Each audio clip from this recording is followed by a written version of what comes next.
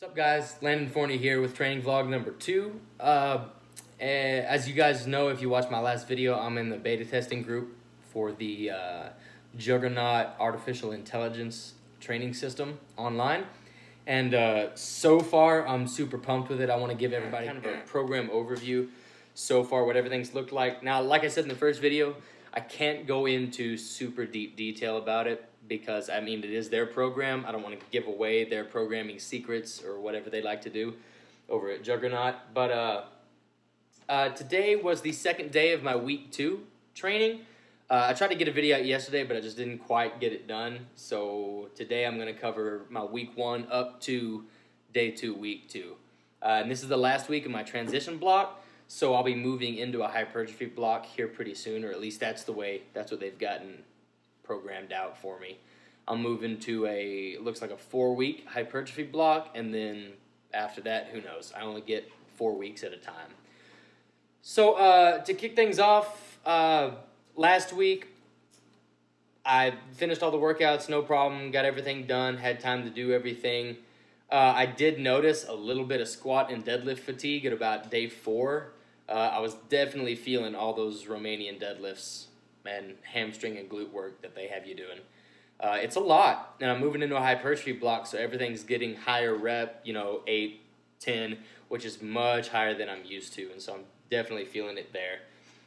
But yeah, week 1 went fine. I overshot my bench press, though, moving into week 2, okay? And let me explain what I mean by that. So yesterday I had high bar squats and incline bench, right?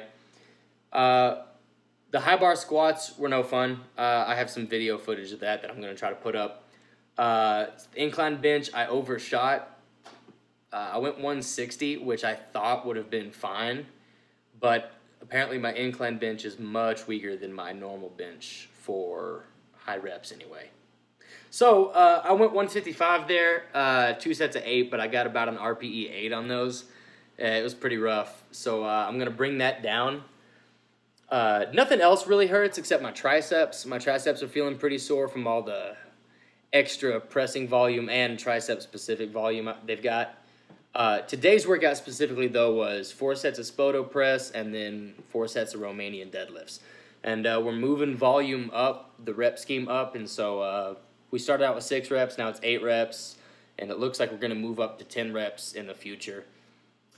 So the hypertrophy work is getting real. I'm starting to fatigue out like in the middle of my sets, which is not something I'm used to with all the strength training I've been doing.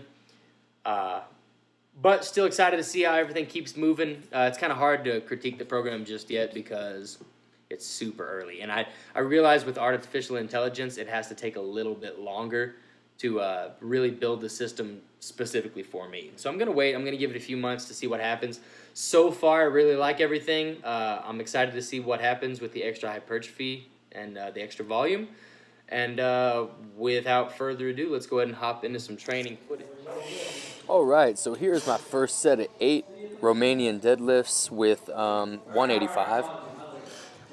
Now, the interesting thing about this is last week when I did 4 sets of 6 with the same weight, it felt much heavier. This weight felt like I was basically toying around with it, but I kept using it just because I figured it'd be better to undershoot fatigue rather than overshoot, especially considering how tired I've been feeling after these workouts.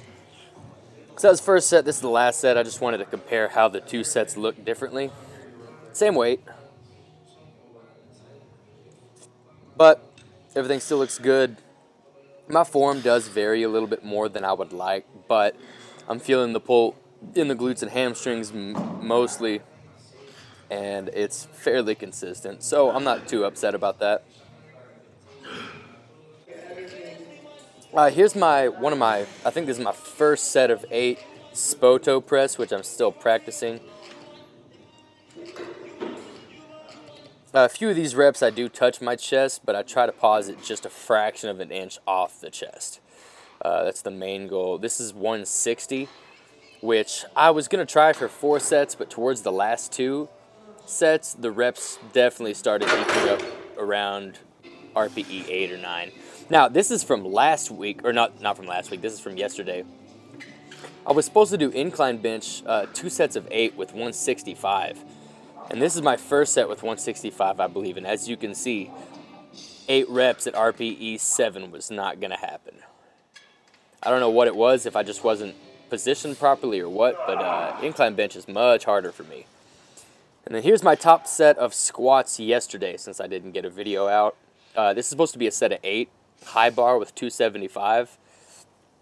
It is 275, but I ended up doing 7 reps because it was supposed to be 8 reps at RPE 7. And I probably could have gotten 8 reps, no problem, but it definitely would not have been in the recommended RPE. So I just accidentally cut a rep. I was going to try to do 8, but I just miscounted. I need to find some way to keep my torso more upright, I think. But my quads are definitely sore from these. And that's probably from the extra knee forward travel and the extra depth, as you can see. So that's pretty much all I have for this second training vlog. I will be starting to put out more content a little bit more regularly now that my schedule is going to start dwindling out, calming down a little bit. I want to keep everybody updated on my body stats, so I'm sitting right now at about 155 at about 7% body fat. Over the next couple months, my goal is to try to drive that weight up to about 170 at 10 to 13% body fat, and then kind of maintain that weight and try to build some more strength around that weight, because I think that'd be the best weight class for me to compete in personally. So if you have any questions, make sure to shoot me a comment or a message or whatever you need to do to get a hold of me, and I'll try to answer that in the next video, alright? So keep it fresh.